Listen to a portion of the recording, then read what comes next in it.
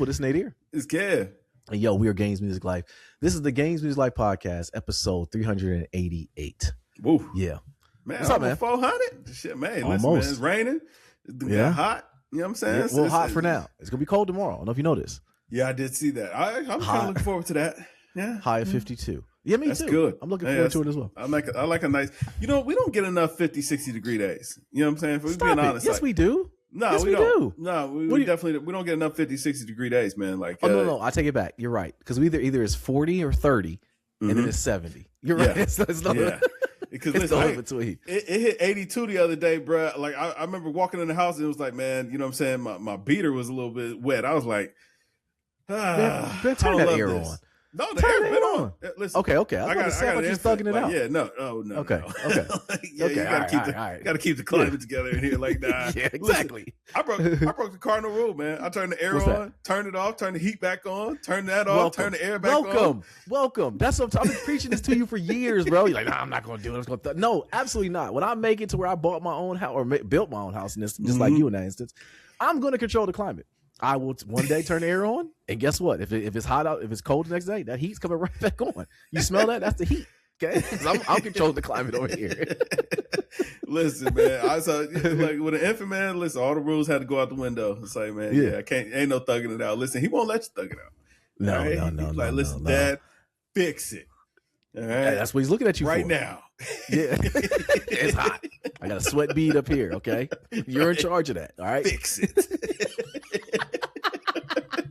Yeah, I love it, man. I'll be honest with you, I love seeing you in this climate where you got you're a proud dad. Like I got my son's here with me, and he looking around and he looks so just content with you. And I'm not saying don't look content with my sister-in-law's arms too, but like I see him with you. He's like, I'm cool, man. This is what's up. Yeah. And he may give you to me, give me to you, or he may not, depending on how he feels at the moment. Listen, I'm gonna tell you what. When I like so now Elijah 9 months, right? So I didn't know it happened so fast. That happened quick, bro. Yeah. Well, even past that, it's like, I still remember him kind of being like a little potato. You know what I'm saying? Like he used to be in the house, man. You could just hold him. He was gonna stay up, look around a little bit, maybe cry a little bit. You know what I'm saying? Fall asleep. He slept most of the day. Oh, that's out the window, man. Listen, other day it happens quick too. Other day, man, mans was up for about 6.5 hours straight thugging, just up. You know what I'm saying? Fueled on a half pack of applesauce and just out here. Like, I don't see how they do it. I really don't understand it, bro. Especially now that I'm into cycling as big as I am. Like, you got to constantly stay carved up in order to like fuel your engine. I don't understand how babies do it. They literally will thug it out on a half pack of applesauce and be 1,000% all the way until they pass out. 18 ounces of milk and a half pack of applesauce, man. My man just going. He got all the energy in the world. But no, I'm gonna tell you a funny story. When I realized my man wasn't a potato. I mean, I've been know he wasn't a potato, but the other morning, you know what I'm saying, we get up, we do our thing, man, get him dressed. You know what I'm saying? We get out, we get going, we're going to daycare. And so we're driving, and it sounds like my man, you know what I'm saying, he about to handle some business in the backseat. It's like, oh, okay, whatever. So he stops. He stops trying to handle his business. And again, like I said, I'm driving. My wife's in the backseat with him, and he just goes, Dad. I'm like, oh, hey, what's up, buddy? He don't say nothing else. I'm like, okay. Now, he used to do this when we were in the car because he wasn't sure where I was. Well, he has since realized that I'm just in the front driving the car. And the reason he found that out is one day we were sitting in the parking lot. His mother had gone into the eyebrow shop, and he was like, this is unacceptable. So I had to get him out. And he sat up front, and he was like, oh, this is what's going on up here. And he proceeded to honk the horn and play with the wheel and all the buttons. So it's like, now he understands where Dad is at when we're in the car. So now, mind you, I didn't think anything of it, but he was just like, Dad. I'm like, oh, okay, whatever, cool. Now we get to his grandmother's house or whatever. I take him out of his car seat to, just getting ready to say good morning and goodbye, leave him there for daycare for the day. He grabs me by my collar and looks me straight in the eye and proceeds to finish that business he was attending to in the car. And made it the focus, man. And just made me just sit there, just front row. But now I understood why it was that he was calling for me, because he was like, hey, I ain't going to be able to finish this without you, sir. So, Dad, come and get me out of this chair. Luckily, he was patient. The rest of the car ride, once he knew I was in the car still, he was like, Bet, gotcha. Yep, all right, gotcha. And I mean, immediately, I mean, he's literally stood in my lap, grabbed me right here, right here. I mean, had the hair man, and the collar, and just I feel him. I just like he had to focus, man. You it was teamwork, bro. You know what I'm saying? He grabbed you by your collar. Hey, let's get to it. I'm here. All right, it's like that last set in the gym. All right, man, we there. All right, face Pops, turning red. I need cleaned up now. Okay. Face turning red. And then that was done. And he was like, all right. The question I have, do you just pass him back off to grandma to change, or do you just go ahead and at that point I just had to go ahead and just hold it down. I'm like, clearly my man's. He was like, nah, listen, this is me and you, man. Lock in, Dad. Hey, I hope that doesn't be a trend for you, because like Buddy is, bro. It's like he knows mom can do it, but he prefers that I do it. You know what I mean? Like, and I've told you this before. Like, he'll wake up because both my sons, they get up really early in the morning. They've always been that way. But because they get up so early in the morning, they're like beelined it to me, like, hey, oh, yo, you up? Okay, Dad, listen, oatmeal today. I'm feeling oatmeal. Go ahead and get to it. I'll be here. I'm like, brother, you're 10. You'll be 11 this year. You can do it yourself. Yeah, I like the way you make it. And I don't have a good comeback for that. You know, so I'm like, all right, I got you, bro. I'll go ahead and do it. But no, it sounds like Elijah's going to be the same way with you with that. It's like, all right, Pops, let's get to it. And again, we're good dad. I mean, being a dad, it's like I said about earlier about you holding him. It's like, we don't mind it, man. It's okay. Yeah, I don't. He can hang out with me anytime he wants. But exactly. I do wonder. It's like he doesn't do this to his mother. I'm the only person. Like, I'm the only person that he kind of calls by name. You know what I'm saying? Yeah. Like, he knows my name and he knows his nickname. Those are the only two names that he knows to say. So it's like Dad or Bubba Wubba. And then other than that, it's like yes, okay, no. Well, I wonder if he's going to go to the. Really? Noah has been blowing me. I'm like, does he know when he says no? What it means? Like, no, absolutely. Okay, like you're in trouble then, bro. Well, you're in trouble. Like, and you're in trouble. Also, like, he's like his dad. He's kind of strong willed. So like, if you try to give him something that he don't want, he literally will just shove it. He's like, no, get this out of here. Like, get it out of my face. And you're like, all right.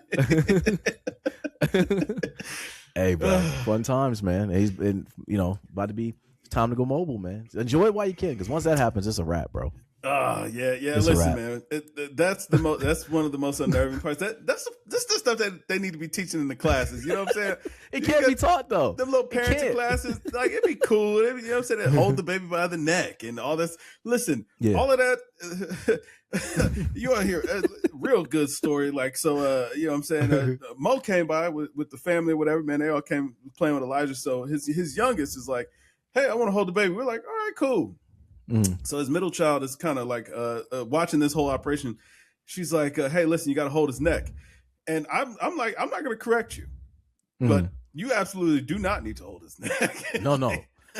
My man is solid. Yeah. That's what last I seen him. He is like a unit, bro. Like, he gets real wiggly. You know, right? Like, he will push you out of the way. He's like, get off of me.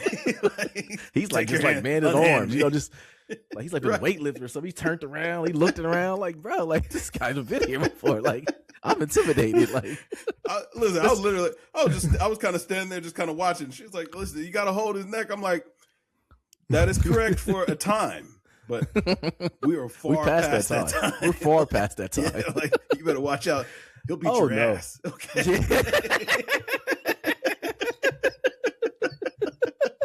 No, that's what he did last time I seen him. Like my guy is really solid. Like, he just stocky with the arm. Like, he's like, you know what I mean? He got like the build of like a bruiser, man, like a tank on Borderlands 4. That's what he reminds me of. Man, like, we're gonna sit on the ground, 2.5 feet, brother.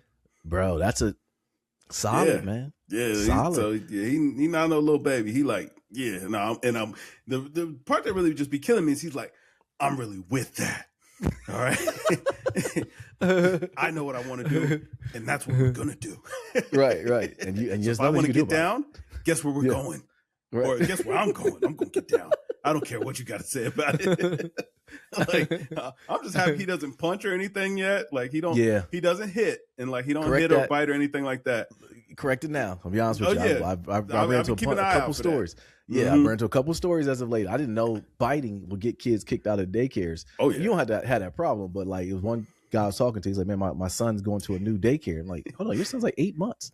He was biting at the last one. They kicked him out. Like, yeah. Damn, they kicked out 8th grade, like 8-month-olds out of the daycare for biting.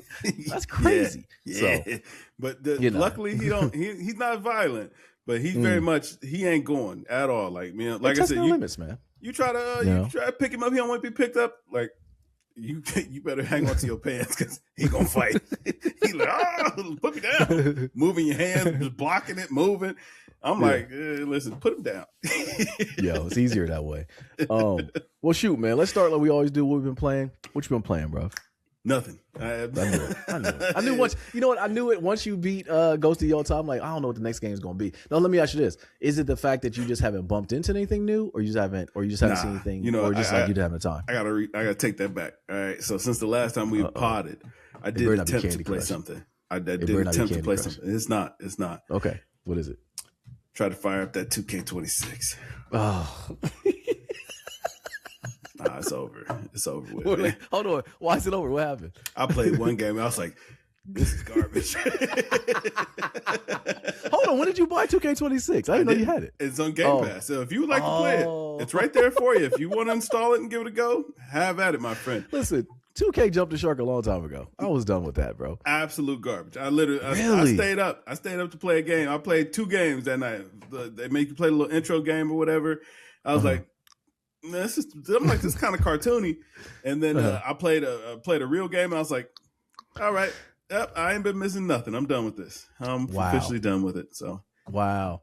I can't give you that. I can't give you that hard of a time. I haven't been playing anything really either. I've been doing my daily stuff with Animal Crossing, and I've been trying to find the next game to get into. I couldn't finish Final Fantasy VII Remake. It just wasn't up my alley. And I talked to Jay, shout out to Jay the other day. He wanted to drop off his physical copy of Crimson Desert, because he's like, listen, the controls are so bad, you could literally have my copy and play it. And I declined playing that. But I did see like Pragmata. The hype on that one looks pretty cool. Yeah. And then the mouse PI for hire looked pretty cool. I'm like, man, maybe I'm gonna get one of these 2 games to try. Even with me, Soros game. I thought that Soros game looked like one that you might really like, man. It looked like Destiny. It did look okay. It did look like Destiny. Or shoot, the what's the one that the Destiny guys end up making? Marathon. I'm like, shoot, I'm gonna give it a try. But again, nothing really kind of peaked. I wonder about this, man. We talked about this a couple podcasts ago. Like, have we reached the peak of gaming where it's like no one's trying anything new, so it's really just a remake of the past? Because like Crimson Desert is pretty much like not a remake, but it's like a enhanced version of Breath of the Wild. I'm always just gonna play Breath of the Wild. I'd rather play that again versus playing this new one, you know? Word. Yeah. Listen, I still ain't never finished Tears of the Kingdom, but we don't have to. That's like that's one of the games where I've accepted the fact I'm never gonna beat it, but it's like I got to the point that I got all the armor sets and did all the things and all the beasts or whatever, and I'm just like, nah. Like, I did enough. I feel like I got enough of the game. I think I hit that point playing the game where I was like, you know what? I feel I got the experience. I think I'm cool. Yeah, exactly. I got the experience. But to the 180 degree against that, when I played Silk Song, I literally wanted to finish it. Like, I want to finish this game, and it was a beautiful game. I had a fun time with that game. I got that installed. I need to fire it up. I installed that. Yeah, that's a really good dad game because it's a quick hitter. You play a little bit, put it down. You pull, you know what I mean? You can put it on your ally, play it on there, and it saves there. But yeah, where's that? Yeah, right. Okay, good. Again, that's why I love that for you, because that is the perfect then that's where the other 2 games I just spoke of, Pragmata and Mouse PI for Hire, they're deck verified. Because at this point, I'm like, me sitting down at my desk is going to be hard for me to do. Cooked. You know what I mean? Like sitting, like cooked. Like it's good. It's perfect couch gaming. Or I can sit down with the kids or whatever. We're all around or whatever. But like with a baby, oh yeah, man, enjoy that ally, bro. That's the best gaming experience you're gonna have. Yeah, you know. Yeah. Until he gets mobile, then you're not gonna have it. Well, you know, we do play that Bluey game. The Bluey game is actually better than I would have thought. That's like watching cartoons for him. Then I mean, it's like you're just playing something that he could just see. That's perfect. I'm not playing anything. He doesn't let me play. Like now he's like, no, give me the controller. I'm playing. And I'm like, well, I mean, and the thing is too with us, we're like our generation is perhaps the last gamers. I do think that it's catered towards us, especially would have been expensive now. So like, you know, for the PS6 rumors are going on right now. I'm like, who can afford the daggone thing? It's too early. Is it too early for these consoles to come out? That's my first question for you with the PS6. Is it too early, or should we? Surprisingly, no, man. Like the next year hits 7 years. I still, with pricing being the way it is. Like, it's cheaper to build a PC than it is to like forecast for the future of the like PS6 is rumored to going to be like $1,000. Like, it's going to be $1,000, bro. That's all And right. that's the thing. It's nasty. That's nasty. Nah, You know. like listen, I knew you were going to say that. Okay, hold on. Listen, like they made it for us. You know they did. But hold on. No, hold on. I'm gonna flip the question here. $1,000 for an Xbox? Now that might be where decisions are made. Where See, like, there we go. It ain't buy it all gang no more. Because your PlayStation bias is coming in. No, because you have owned every PlayStation. You still have them all, right? Mm-hmm. But you're not gonna pay $1,000 for an Xbox. I know the answer before I ask you. I just want you to say it out loud. Yeah, I was gonna say at least it'll be a while. We definitely catch it out on sale. Xbox don't even want to make an Xbox if we being honest. Like they like that's a fact. We don't care. No, so, that's a fact, man. I don't, but it's like with the consoles being like, so to answer the question I just asked you, I don't know if it's too early for a PS6, bro. And the only reason with the pricing being what it is, you know what I mean? Like it's a rich guy hobby now. No, I'm saying like that's fine with me. Like I'm not even worried about the pricing, nothing like that, man. Like listen, what we need is IP. We need games. Like it feels like this generation we didn't get the games. It's like what games did we get for this generation? We got like Ghost of Yotai, Death Stranding 2. Like it feels like we're just really kind of tapping into what these systems can do. Like I thought that Ratchet and Clank was a good demonstration of what the system can do. The Astrobot, but it's like, yo, maybe it's because we didn't get a marker like a GTA or nothing like that. Like I don't know. But we did. Honestly, I don't think I don't think my nephews still play the games. No, heck no, they don't. No. See, like they locked in on 2K and Fortnite. And yeah, but see, I wonder if it's a marketing kind of thing. Over. Like, nah, no, I don't think so. I don't think it's over. I think that we grew up with video games, so it was like we saw the progression. Now they don't have anything to look forward to where it's going to get better. Like you remember the leap from Xbox to Xbox 360? It was like, oh my gosh, they can make games like this.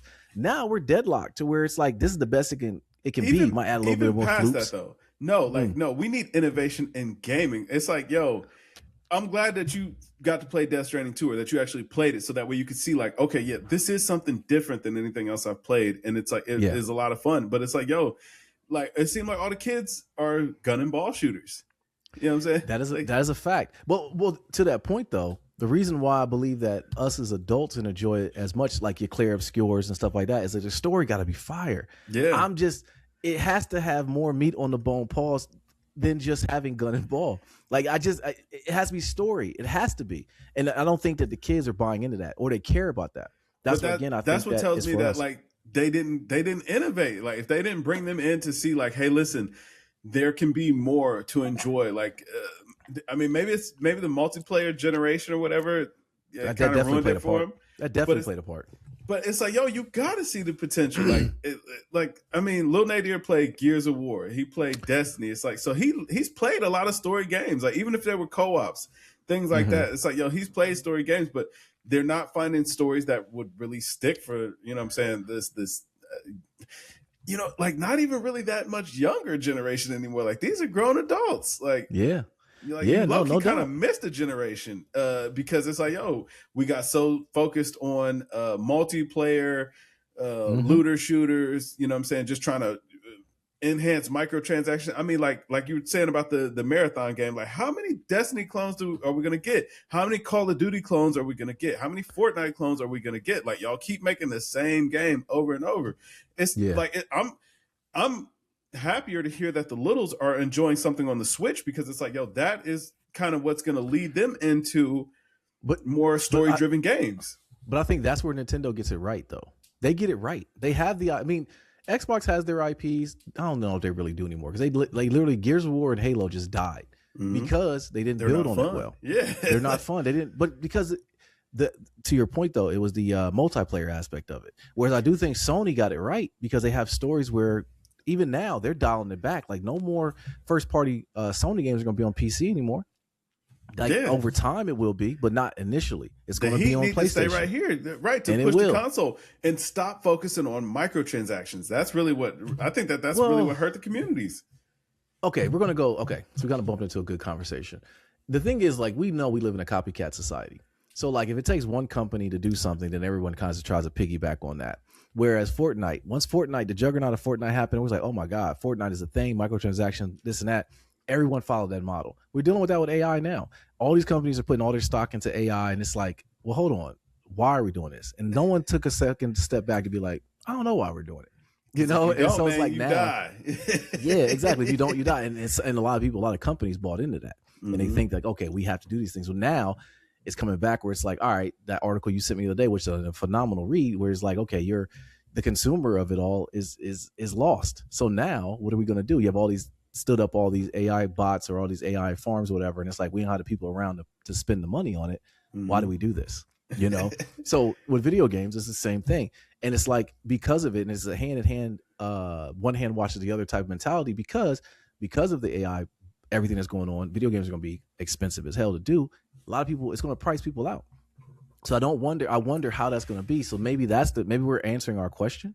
Maybe that's the reason why. I think that now there is a generation that's coming, because I think about the difference between the way like little Nadir plays video games and the way that Buddy plays video games. Like I can see Buddy still playing story driven games like going forward. Like he does. They're starting. He does. Because he enjoys it right now. But it's like, I think that little Nadir came up in a generation of like, only thing that they learned how to do, or the way that they learned how to play games, is that it was this very social event where it's like, I want to get on with all my buddies and we got voice chat. And like, I want to, like, this is my way to kind of hang out with my friends more so than I'm just having fun with playing video games. Whereas like for Buddy, it's like, no. Like this is what I do when I'm not being social. It's like, this is how I occupy my time by myself. You know what I'm saying? Is I can play these story driven games. Like he's enjoying like the Donkey Kong Bonanzas and you know what I'm saying? Like the Mario Odysseys and like those types of games where it's like, it's just you in this game, this open world, and exploring and having fun with this. Where it's like, yo, man, that generation before, like Lil Nadir generation, I would say that's 16 to 26, 27, right there in that gap. Like, yo, they never got hooked in, or they lost that hook of wanting to play those single player games. And then you think about like our generation of gamers, like, yo, they wasn't no internet. Boy, that's what we had. It was, you know what I'm saying? It was one player games, or local co-op, you know what I'm saying, at best. Right. You know what I'm saying? So you had, you know what I'm saying? You had that big push. And I think that the industry now is starting to realize that they oversaturated with multiplayer, because you remember that we was getting some garbage multiplayer. Every game had to have multiplayer. Every game had to have it. Yeah. And it's like, yo, they just oversaturated the market. And now people, and also like online gaming became so toxic. It's like, man, I don't want to do this. You know what I'm saying? Like all the cheating, and then just people just talking to you crazy. Like, I'm playing the game to relax, man. I'm not trying to get more wound up playing the game. Like, right. Yeah. Right. So no, I agree. That's a great point, man. I think that whole age group is what missed out on it. Cause like, meanwhile, we're playing games. We're playing your Ghost of Yotais. We're playing your Death Strandings. All these games, you're like, yo, this is emotionally draining. This is a great game. You should play it.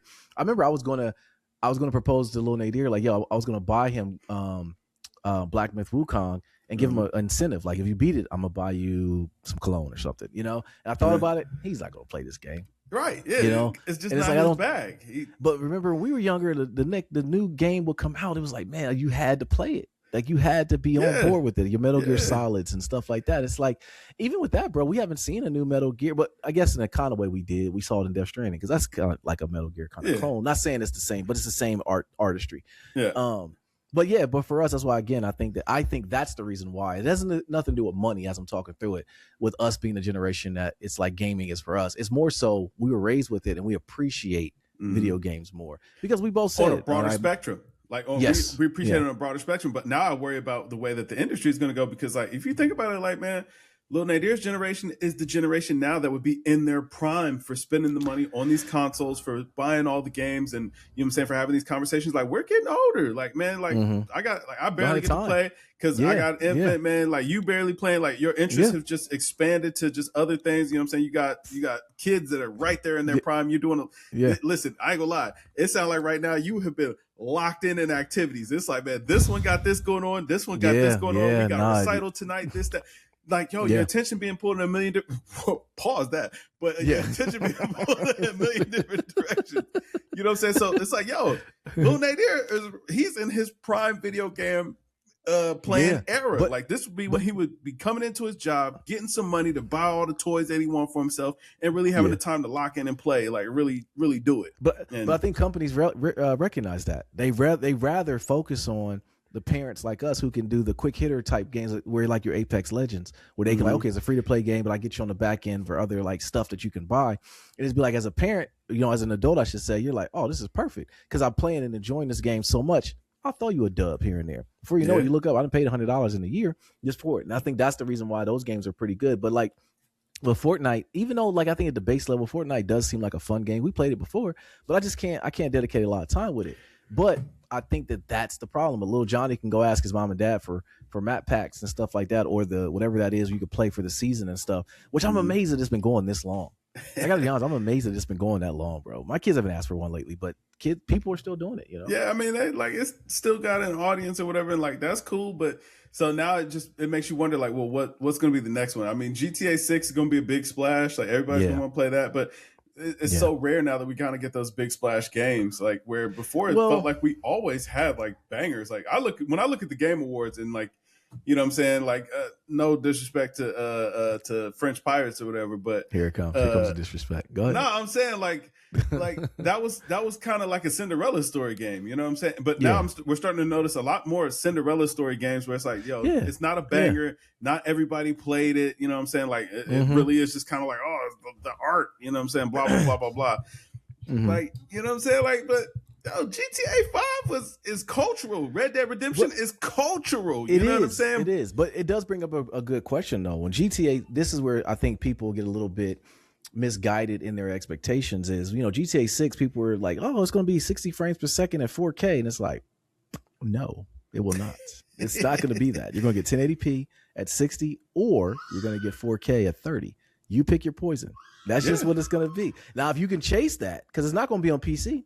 We already know that. It's not going to be on PC initially. So listen, brother, get used to it. You go buy a PS5 Pro or PS5 Pro and get it at whatever you want to do. But you're going to pick your poison. You want performance mode or you want, pretty mode. That's just what it's going to be. Hey. So, but I'm here for it, man. The industry is in a nasty place because it's like, this is what I was trying to get you to, bro. It is. It's in a very nasty spot, man. It's like the games are in a kind of a sucky place, and the hardware is just it's pricing out, and it's like, yo, how do we get here? And honestly, it's that we had that generation of gamers there. It's like, yo, the main focus was trying to squeeze them for every dollar, like every microtransaction dollar we could get you to buy. The more Robux or whatever they're called that we can get you to buy, the V-Bucks, all of that stuff, man. The battle pass, whatever it is, it's like, man, we trying to squeeze you for that. The packs, the pack market, it's like nasty. Nasty. Whereas, man, gaming used to be about the experience. You know what I'm saying? Like you got in, there was nothing like, I mean, think how hyped were we all to talk about Death Stranding 2? It's like, oh man, you got to the part where men start boogieing and all that stuff, and then you figuring out what happened, and then the baby was actually the girl from the future, and like you know what I'm saying? That was the beauty of it, though. Yeah. Or we talked about how you played the game versus different than how I played it, and that was the beauty. Again, back to Breath of the Wild. That's where that came to be. We both played it differently, but we got to the end and it was like, I'm done with it. But nonetheless, great experience. Exactly. We don't. But so, now, but that's what I'm saying. Like, it's a whole generation of kids that like just never have that sort of experience with gaming, and like that's sad, man. Like, it seems like Buddy gonna have that experience because he's learning to play those games. But it's a whole generation of kids that don't care. Yeah, your little one too, because they're being raised by gamers too. So they'll have us there to tell them like, oh, this is what you need to play, son. And we'll talk about it when you get to that point. Like when Buddy got through Odyssey, I was like, just like we talked about it. Like he got through Bonanza to the point where he's telling me about it, where I didn't even beat it because he had beat it. And of course, as kids, they tell you spoilers. Listen, having a kid in the house is stressful. Right? I don't want my guy to see any kind of trailer before me, play a game before me. He's gonna spoil it just because he's so excited, like. But see, that's why it works perfect for me. I don't care about nothing. You can spoil it. Tell me everything that happened. You're different. You don't care. Me, I'm like, don't tell me nothing. I don't want to know nothing. I don't want to know nothing. All right, man. So listen, what happened with your boy Gucci, man? All right, I want to know what happened. He gets robbed by Pooh Shiesty. Allegedly. Then Gucci releases a diss record, and he didn't say it by name. He didn't say it, but I'm gonna tell you what I heard that song, bro. I wondered, man, did the clone grow up? Because like the old Wobster would have been like, it'd been bad for everybody, but this one, he sounded like, just $1 million. I'm okay. It's like, all right, like look at Gucci growing up, man. What did you feel about all this? I want to know your thoughts. That's your guy. Gucci was your guy. Yeah. No, listen, man. My exact thoughts on this is like, man, I didn't think so much about Gucci. I thought more about Pooh Shiesty, where I'm like, somebody made a really good point, and it was like, hey man, you know, the original crack babies, they were born in the 80s, right? So like the original crack babies, man, they're hitting their mid 40s. That means that like, yo, we're getting like the first generation of like crack children becoming adults. Like, you know what I'm saying? Like, you know what I'm saying? Crack offspring. You know what I mean? Oh, and it's like, God. yo, listen, what kind of example were they getting as, you know what I'm saying, coming up? And, you know, to me, that's a valid point. When I think about Pooh Shiesty was what, like 24, 25, 26, somewhere in there. He's in his mid 20s, something like that. The fact that his daddy was there and went along his daddy committed the crime with him, man. Like, tell me that don't seem like, you know what I'm saying, first generation crack baby activities. It does. You know what I'm saying? Like, yeah, you know what I'm saying? So it's like, yeah, there's no way that he could have been raised right. Like, I mean, like you looking up to this person that's supposed to be your elder, you know what I'm saying, supposed to teach you right from wrong, but they're a crack baby. Like, they can't teach you right from wrong. Like, you know what I'm saying? Yeah. Like, yeah, so because I mean, how dumb can you be? You know what I mean? You almost caught life the first time, right? You know, you did Fed time. This is a federal charge. You got out on federal probation, and then you set up a business meeting to commit a crime. Like, come on. And you're on house arrest. You're on house arrest. They literally piece it together from your monitor. They say, oh, he was there. Mans was like they started showing clips. Mans was on he was on phone with his probation officer, and the probation officer is like, yo, you're not at home. What are you doing? He's on live stream. He's on live stream with Ben the Dog. Like, I am at home. Bruh, like what everything, I think that's the hard part for me to understand though. We come from an era where it's like, yo, I don't want my picture taken. Matter of fact, I wasn't even here. You didn't see me. Whereas now everything is broadcasted. Everything is live streamed. Brother, it's like you're on live stream. Like, what are you thinking about crime. Here?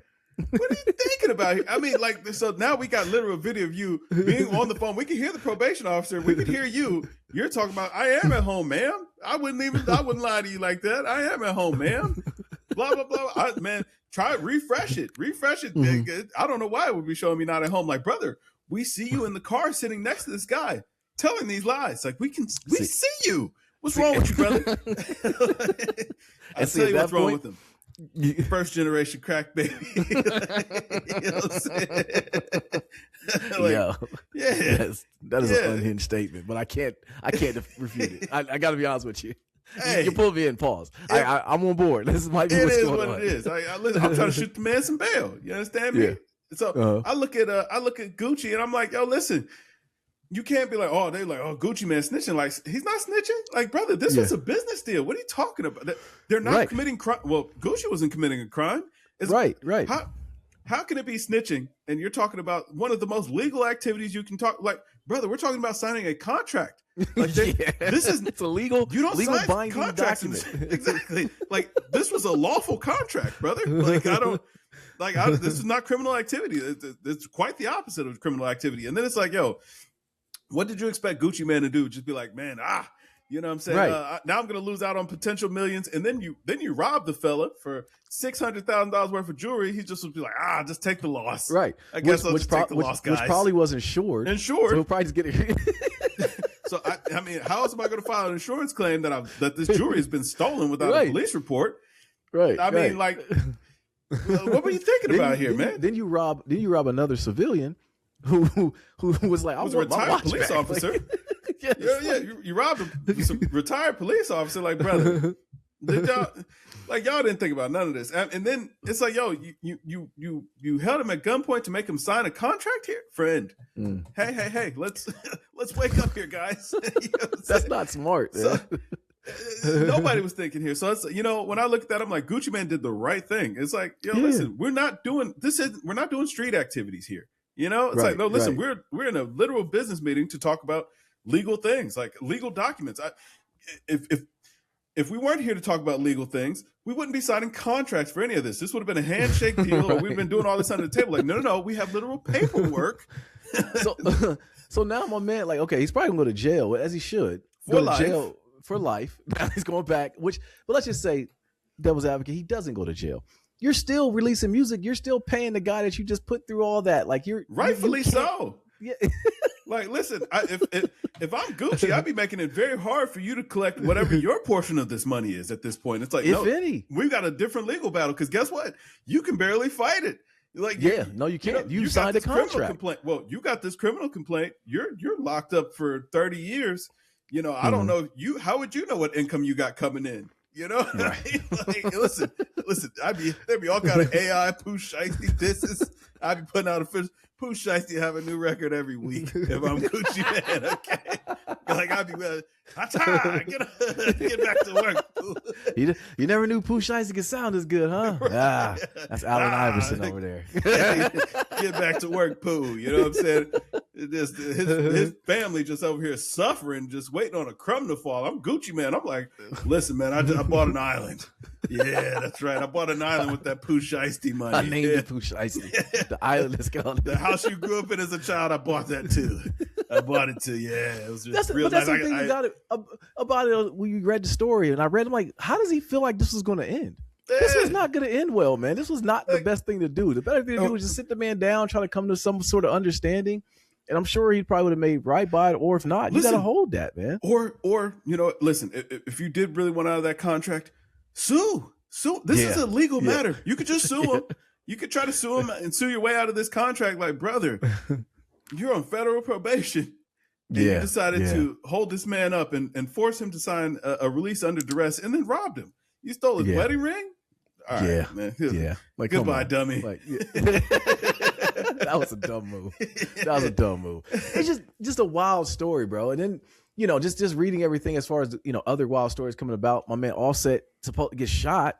And then I've never seen a person have harm committed on them. And literally within 24 hours, not even worried about his well-being, everyone started coming out, he owed me money too. Yeah. And I was just like, my God, this is weird to me, man. Like, well, just unfortunate, I should say. No, like, the funniest part is that they showed him a week later. He was back. He was back at the casino. He had to go get that money. He had to go try to get his get back. It sounded like he got a gambling problem, to be honest with you.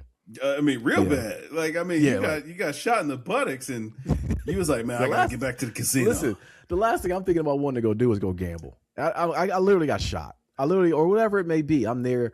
And we've heard the rumblings when him and Cardi was together. And she was saying about it, you know, kind of talking about it. And even she kept it real. Like, I'm not going to put all this business out there. But now that it's, you know, public record, everybody can see everything that's going on. I was like, okay, now we can understand what she was saying was probably a lot true.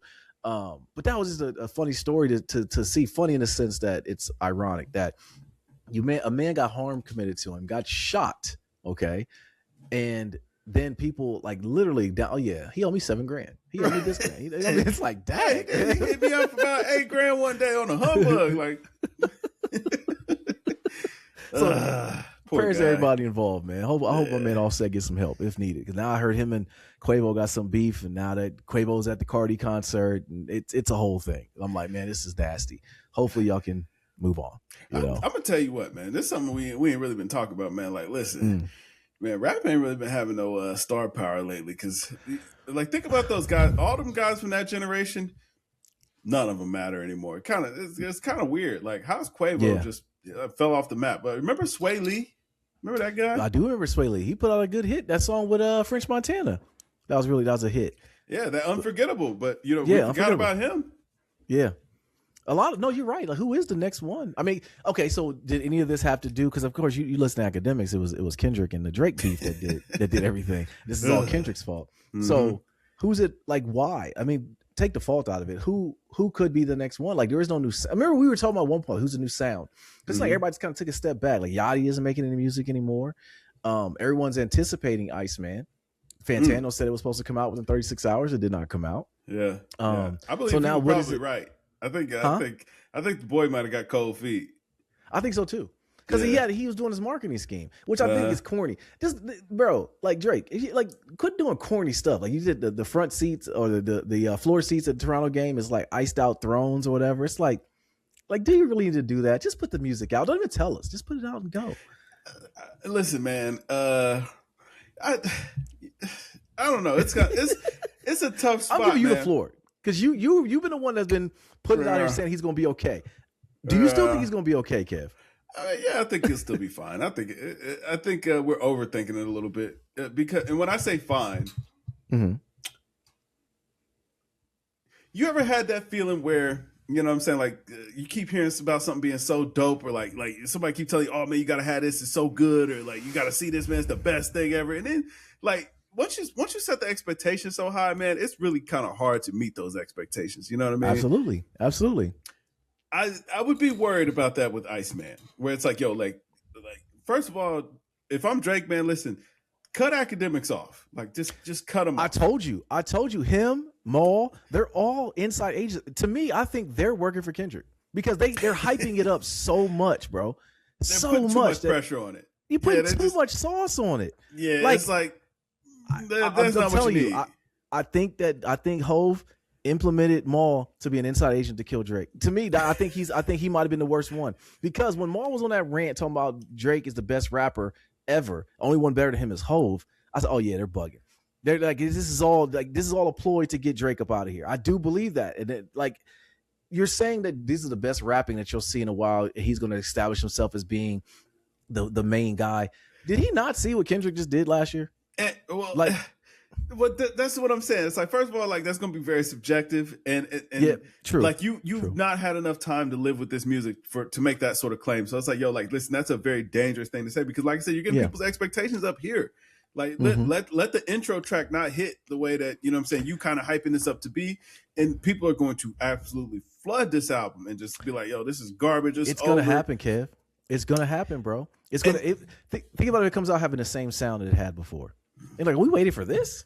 Like, you know what I mean? Like, and that's the thing, like now where so many artists have been, and they might be Drake clones. You could say they are, like Yavoris or whoever, anybody that you think about. And it's like, they're still putting out music. They're not clones, man. They're the real person. Exactly. That's the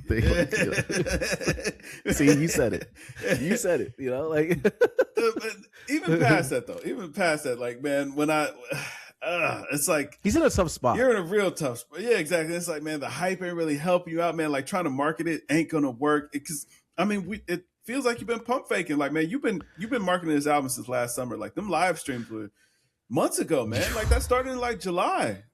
Bro, and that's where I told you, man, I'm really concerned, because for a lot of reasons. One of which was like, I went back and listened to like What Did I Miss? That was a hit. Like it was a bang. I thought it was a very good track. And then you had to say, nah, dear, you've heard this before. And whatever. But like in old Drake terms, that would have been out of here. You know what I'm saying? That would have been an easy layup. That'd have been it. But I do think, and you laugh when I said it, bro, I think your Jack Harlows and people like that, they stole his lane.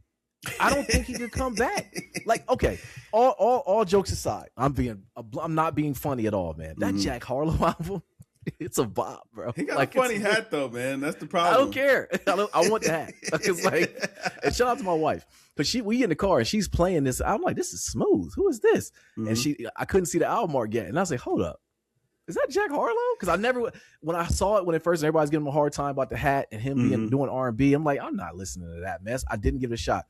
I literally play it in the gym. The song with the hat is not bad. When I listen to it, I'm like, this song's okay. The whole album isn't bad, Kev. I'm hearing the whole album was slamming. I'm like, this is, and then James Blake had a new album project dropped. I listened to that. Thundercat had a new one. I listened to that. I'm like, this is some good music out. So I say all that to say, other artists are still plowing through this and putting music out. Yeah. This loss has hit this man so hard that even the buildup has to be more. Just put the music out. It don't have to be all these sticky things, man. You know, that's the other side of the buildup that I'm like this is not great, because here's the one narrative that I'm seeing that's spinning around right now, and I'm like, yo, listen, this is not gonna work in your favor. It's not working the way that you think it is. And it's that whole like, oh man, like look at since his absence now, you know what I'm saying, the game is in a shamble. Everybody's flopping and nothing's doing good anymore. The hip hop is not on the charts anymore. So somebody pointed out, was like, yo, listen, y'all, that's like, hip hop isn't in the top 10. Like, yeah, because Pooh Shiesty's song is number 11. Like, yo, it's not off the charts. Like, people are still putting out a lot of music. But even to mention, though, GNX was on there for like almost a year. Even beyond that, beyond all that, it's like there was no absence. He was never absent. He was ineffective, is what it was. Yes, he's been ineffective for the past 2 years. He never left. Like, he's been putting out music this entire time. So, like, when academics stall him out, make him wait. You know what I'm saying? Make him miss you. It's like he can't. Like he never left. Like he's been putting out music and just nobody cares. And honestly, it's like, yo, listen. The more you're like, oh, he's been absent, or trying to create this narrative, the more it's gonna just kind of be like, yo, this album, if this album flops out, what are you gonna say? Mm-hmm. But it makes me ask the question. I'm going to pose it to you: is the machine not being behind him the reason why this stuff's not working? No, man. I think people are just tired of it, man. Like, I think we're in the same space with hip hop that we are with video games, where it's like, yo, listen, we are tired of getting the same thing over and over and over. Like, stop trying to curate for dollars. Like, that's it. Like, you're literally just what we were appreciating the art in. Like, now you're just trying to monetize and squeeze every dollar out of. Like, I don't mind you monetizing the art, but don't make it so that way it's more about the money than it is the art. Like, look, but see, I blame some of his fanatics about that then, because for them, they were all talking about the charts, the numbers, like, the charts, and that's the part. Like, and I keep going back to that interview that Styles P had. Hip hop has never been about that. If anything, we bucked against that. Right. You know what I'm saying? We was like, oh, popular artists, which is pop. Like, that's how it came about. We didn't care about the numbers. We was like, yo, what are you saying? What does it mean? How does it make us feel? You know? And that's where one thing I'll say, and I don't want to be the Drake versus Kendrick fans, because I do think that's when it started getting weird. But if I go back and I listen to Kendrick music, it made me feel something. You know what I mean? It made me like the Drake stuff. It made me feel in that moment of having fun, but it wasn't no stayability. And, you know, it's the like real if I problem got is pick like one. Times right now aren't fun. Like, we're not having fun right now. That's like, that's a good point. It, like, you know what I'm saying? Somebody's got to start being honest about like what's really going on out here. And like, people are looking for something more. Like, you know what I'm saying? We were living high off the hog for a long time. Like from 2016 or like all that led up to that point, man. Like, we were living high off the hog, man. Everything was all good. It's not all good no more, man. Like, the kids ain't all right. You know what I'm saying? Like, we've been through a lot in these last, you know what I'm saying, 5-6 years. And it's like, yo, people have finally gotten to the point where they're like, yo, listen, I'm tired. I'm tired of all of that. You know what I'm saying? It ain't party time no more. Like, I need something that feeds me mentally. I need, you know what I'm saying?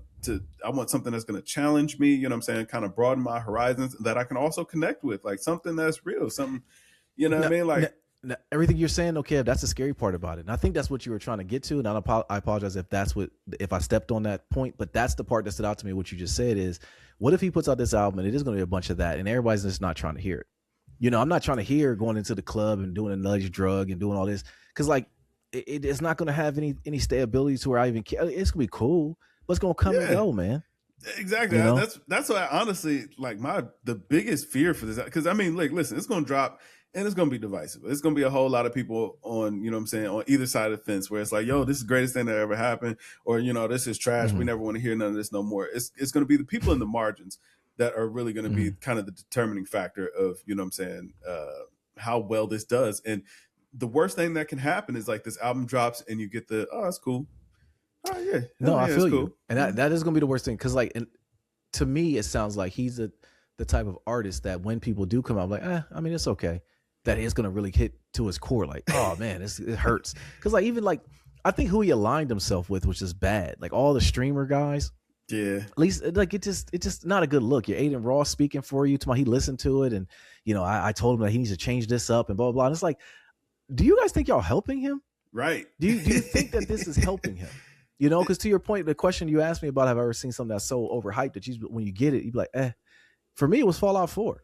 You and Jay talked about Fallout 4 so much, and I still have it in my library. I played it for 10 minutes. Like, man, this sucks. Yeah, we might have. It's like we might have oversold it. Like, where we're telling you, like, this could be the greatest game of all time. Yes, y'all did, and it was like, and that's what got me. And I think that's where his supposedly support system and academics and Maul are doing it.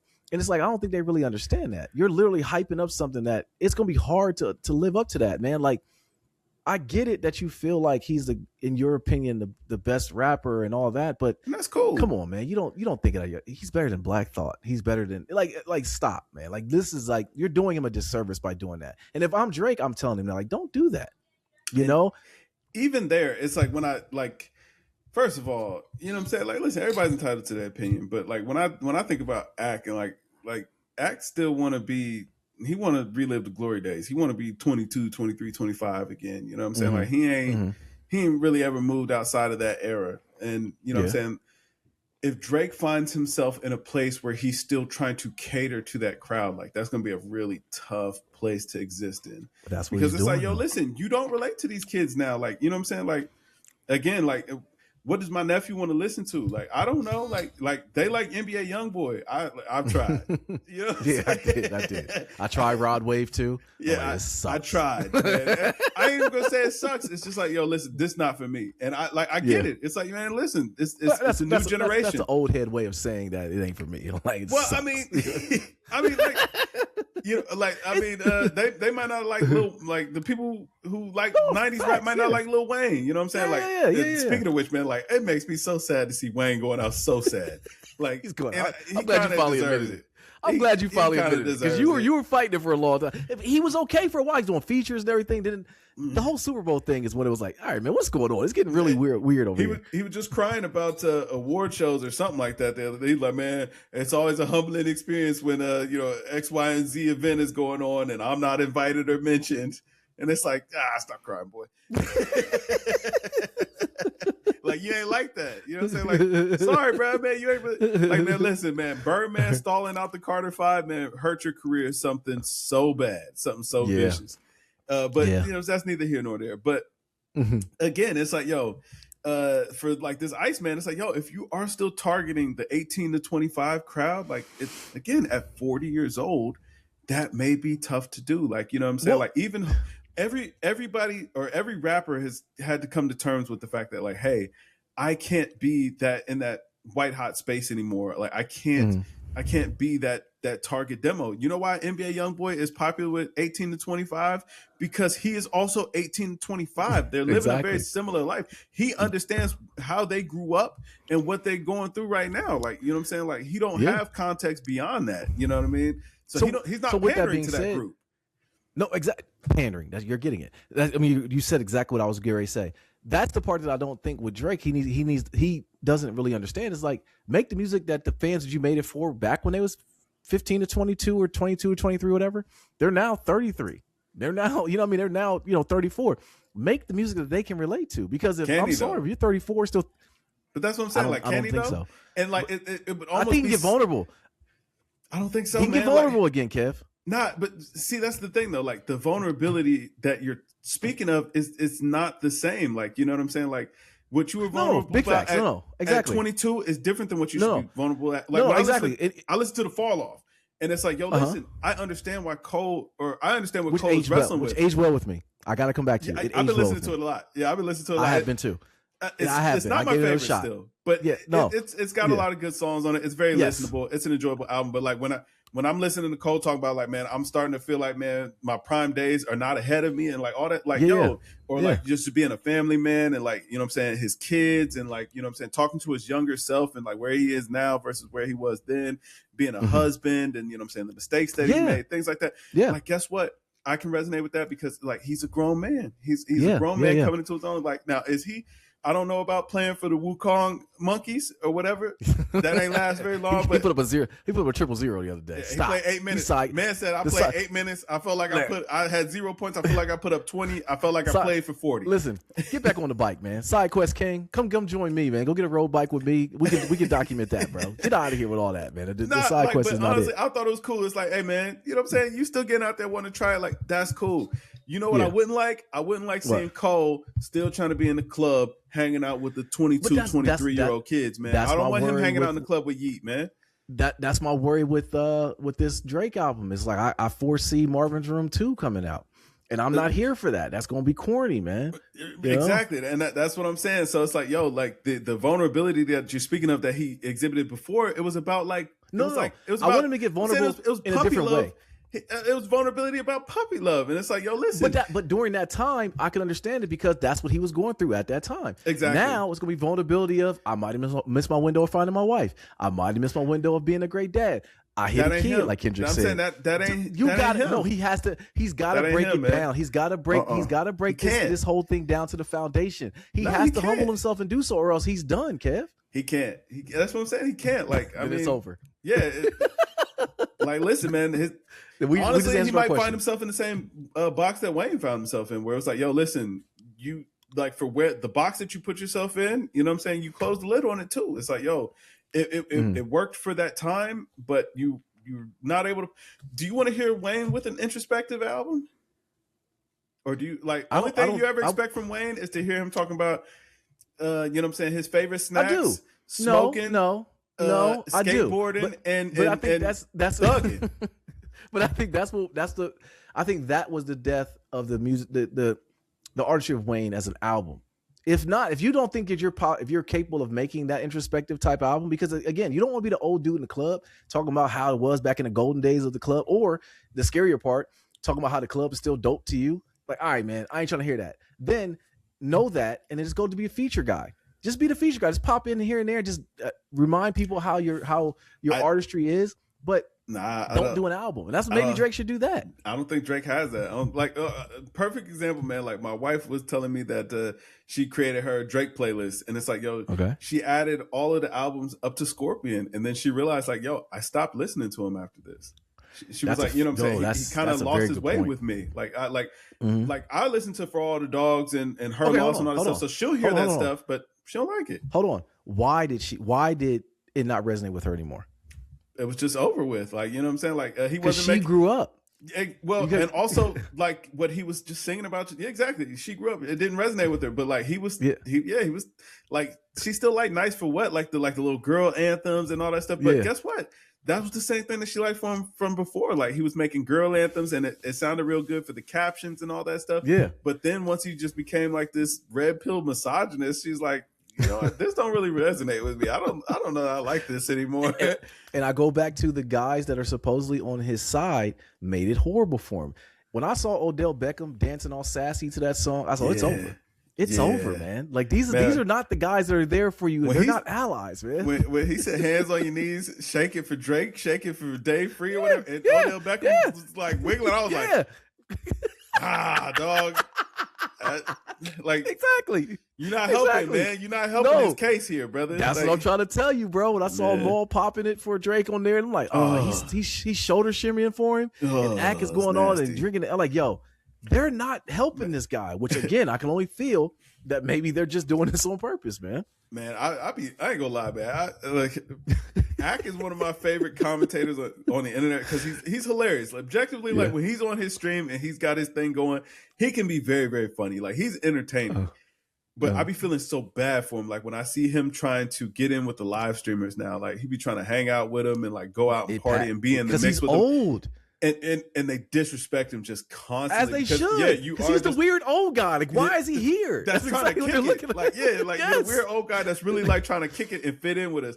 When I saw him talking to the dude or whatever, I forget what man's had going on. Either. Yeah, like I forget what he does, but I know he'll live stream or whatever. And dude was like, man, when did you start drinking? Ack was like, man, I've been drinking since 10 o'clock. He was like, it's not good, brother. You need help. You need to go to rehab, whatever. Ack like, no, I got it. He's like, yeah, all right, man. You need help. This kid's like 23. It's like, you should be ashamed of yourself. Like it's no different than when we see an older dude out in the world. He's rocking the Hellstar shirts. It's like, all right, man, I get it. The Hellstar shirts are pretty cool. But you can't be wearing that. It's over, man. That's brother, them. That's their lane, man. You're 52, man. Like, right. Trying to get a nice polo, man. Have you tried golf?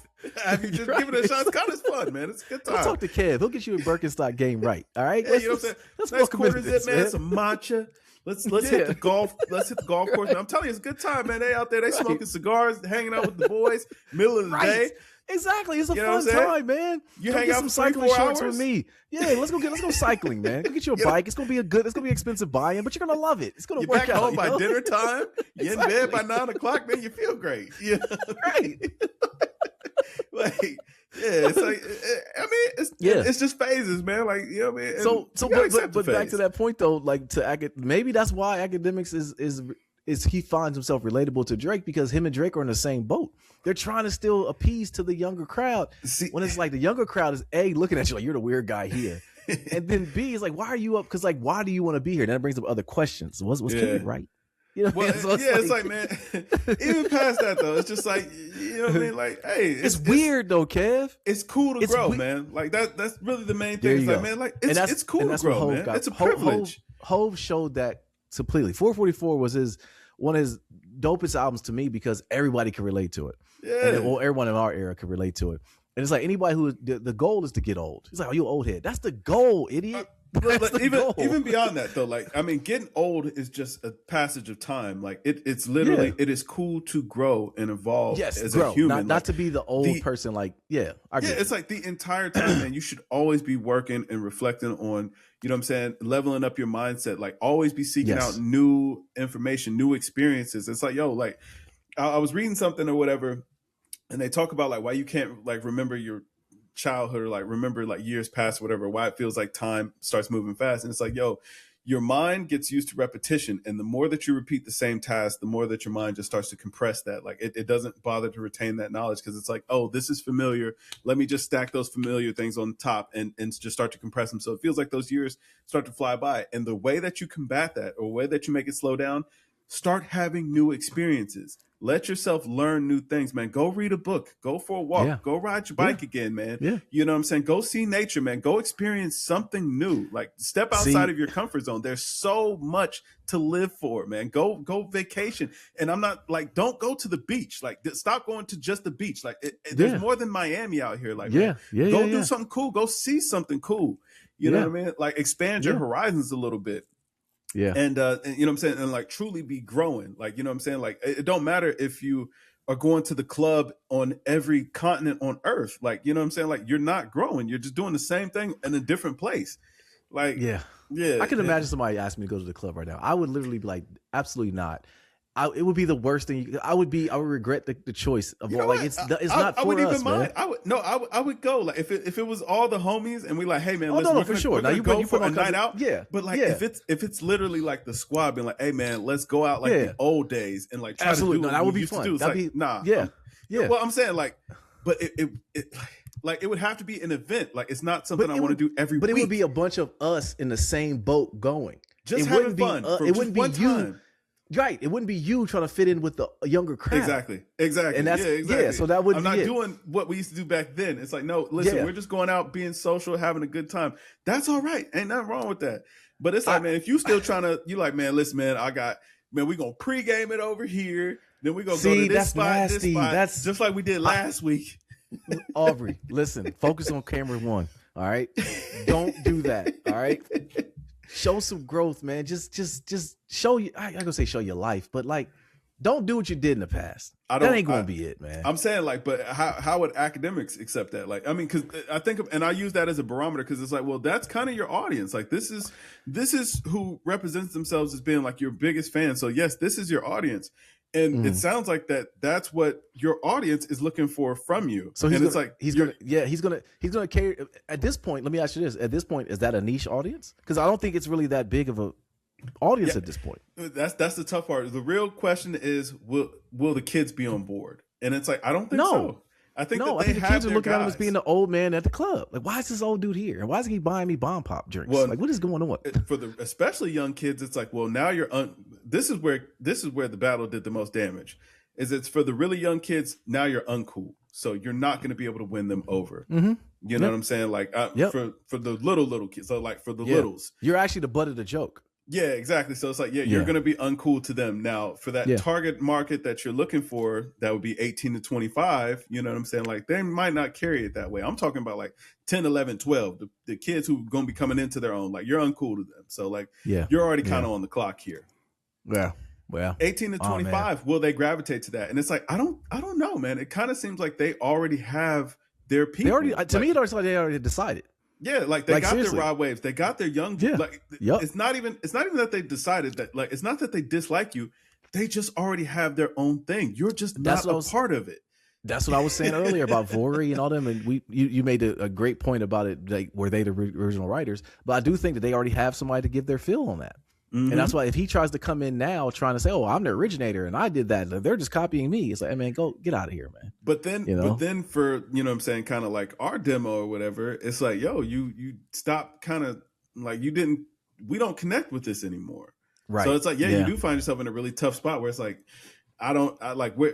where's your home? Like where's home? Because if guys like academics are your home, like now you look like clown show. You know what I'm saying? No disrespect. Yeah. But it's like, I know exactly what you mean. Yeah. Again, I don't think that they're not doing any goodness for him. And I wish they knew that. you know. So damn, it's over, Kev. And that's, I think we really just man, listen, Iceman so soon, man. Who knows? He might surprise us, man. It might be I fire. hope so. Maybe it is just like R&B and you know what I'm saying? Like, but that'd be dope. Sexy songs didn't work. So yeah, I don't know. That'd be dope, man. Go get Jack Harlow. Get him on there with you. You should have just stole Jack Harlow's album and just made it. You know what I mean? Like, how did Jack Harlow release this? All right, man. You got anything else, bro? Man, I think that should. Oh, man, hold on. It was somebody else I meant to talk about. It was another rapper. Man, I don't forgot now though. Oh well. Kanye Bully. Did you listen to Bully? It's not bad. It's not bad. Like I was like, okay, Kanye back on the meds, man. Not bad, man. Like, you know what I mean? He tightened up. You know what I mean? Yeah. Welcome They're canceling back, his shows over there too. I think they're hating on him too. I mean, I will say, I think he laid the groundwork for them to do it. Yeah, I mean, it's gonna be a little rocky. He still got a little. He got a little toning to do, but he got to own that. Yeah, it's fine. But like, luckily, it's you know what I'm saying. He's still around. He's still got audience. All you gotta do is put out a good product or whatever. But like, even like I think about like Kanye. It's like, yo, Kanye musically existed so far on the margins that it's like, yo, listen, his audience could be anybody because it's like he's not trying to cater to nobody. You think about Yeezus, like in 808s, Kanye was going against the grain. And so he was always challenging the listener. And that's why he's had the success and longevity that he's had. You know what I'm saying? Because it's like, yo, you expect him to challenge you as a listener. You expect it to be a new, refreshing sound. And you know what I'm saying? Like, you know, it's going to be quality product. It's not a pander. It's literally him doing what he wants and telling you like, hey, this is greatness. And then people are like, yeah, it's pretty good. You might be right. All right, let's get out of here. But yo, people, this is Nadir. This is Kev. And yo, we are Games Music Life. This was the Games Music Life podcast, episode 388. Drink more water, people. Peace. Peace.